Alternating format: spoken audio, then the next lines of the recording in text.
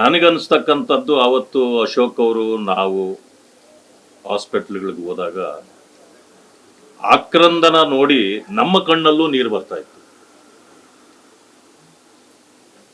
ನಾವಲ್ಲಿ ಹೋದಾಗ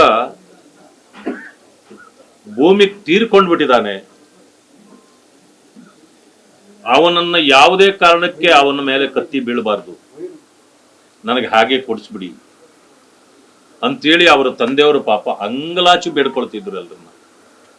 ನಿಜಕ್ಕೂ ಅವ್ರ ನೋವು ನಮ್ಮ ಕರಳು ಕಿತ್ತು ಬರೋ ಹಾಗಿತ್ತು. ವಯಸ್ಸಾದವರನ್ನ ಕಳ್ಕೊಂಡಾಗ ಯಾರಿಗೂ ಅಂತ ನೋವಾಗಲ್ಲ, ಯಾಕಂತಂದ್ರೆ ಅವ್ರ ಜೀವನವನ್ನ ಅವರು ಮಾಡಿ ಮುಗಿಸಿರ್ತಾರೆ. ಆದರೆ ಇದು ಎಂತ ವಿಪರ್ಯಾಸ, ಆಹ್ವಾನ ಕೊಟ್ಟು ಕರೆಸಿ ಸ್ಟೇಡಿಯಂಗೆ ಬನ್ನಿ, ವಿಧಾನಸೌಧಕ್ಕೆ ಬನ್ನಿ ಅಂತೇಳಿ ಕರೆಸಿ ಅವರ ಜೀವ ತೆಗೆದು ಅವರ ತಂದೆ ತಾಯಿಗೆ ಕಳಿಸುವಂತ ಈ ಪರಿಸ್ಥಿತಿ ಇದೆಯಲ್ಲ, ಇದು ಯಾವ ನಮ್ಮ ವಿರೋಧಿಗಳಿಗೂ ನಮ್ಮ ಎನಿಮಿಗಳಿಗೂ ಕೂಡ ಇಂಥ ಇದು ಜೀವನ ಬೇಕಾಗಿಲ್ಲ. ಏನು ಅನ್ಯಾಯ ಮಾಡಿದ್ರು, ಏನು ತಪ್ಪು ಮಾಡಿದ್ರು? ನಿಮ್ಮ ತೆವಲುಗಳಿಗಾಗಿ, ರಾಜಕೀಯ ಲಾಭಗಳಿಗಾಗಿ ಇಂಥದ್ದು ಬೇಕಾಗಿತ್ತ? RCB ಗೆಲ್ಲಬೇಕಪ್ಪ, RCB ಗೆಲ್ಲಬೇಕು. ಗೆದ್ರೆ ಸಂಭ್ರಮಾಚರಣೆ ಅವ್ರು ಮಾಡ್ತಾರೆ, ಅವರ ಅಭಿಮಾನ ಇರ್ತಕ್ಕಂಥವ್ರು ಮಾಡ್ತಾರೆ, ಎಲ್ಲೆಲ್ಲಿರ್ತಾರೋ ಅಲ್ಲಿ ಮಾಡ್ಕೊಳ್ತಾರೆ, ಆಗಿತ್ತು ಅದು. ಆದರೆ ಇದರ ಅವಶ್ಯಕತೆ ಇರಲಿಲ್ಲ. ಆದರೆ ಬಹಳ ನೋವಿನಿಂದ ಹೇಳ್ತೇನೆ, ಬರೀ ನಾವಿವತ್ತು ಬಂದಿದ್ದೆ ಅವ್ರಿಗೆ ಸಾಂತ್ವನ ಹೇಳೋದಲ್ಲ. ನಾವೆಷ್ಟು ಸಾಂತ್ವನ ಹೇಳಿದ್ರು ಕೂಡ ಇದೊಂದು ರೀತಿ ಅವ್ರಿಗೆ ಸ್ಥೈರ್ಯ ಅಷ್ಟೇ.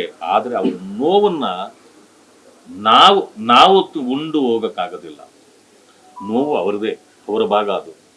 ಆದರೆ ನಾವು ಬಂದಿದ್ದು ಇವತ್ತು ಎಲ್ಲ 11 ಕುಟುಂಬಗಳು ಎಲ್ಲೆಲ್ಲಿ ಯಾರ್ಯಾರು ತೀರ್ಕೊಂಡಿದ್ದಾರೆ ಇವರೆಲ್ಲರಿಗೂ ಸಾಂತ್ವನ ಹೇಳಬೇಕು, ಧೈರ್ಯ ಹೇಳಬೇಕು.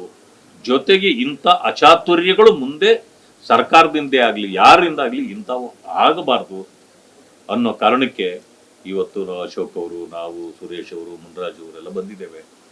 ಹೀಗೆ 11 ಕುಟುಂಬಗಳಿಗೂ ಕೂಡ ಹೋಗುವಂತ ಒಂದು ಇದಿದೆ.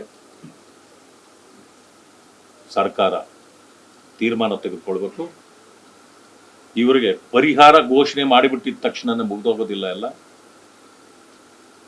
ಅವ್ರಿಗೆ ಆಗಿರ್ತಕ್ಕಂಥ ನೋವನ್ನ ಹೇಗೆ ಭರಿಸೋದು ಅನ್ನೋದು ನಿಮ್ಮ ಮಾತು, ನಿಮ್ಮ ನಡೆ ನುಡಿಯಲ್ಲಿ ಇರಬೇಕು.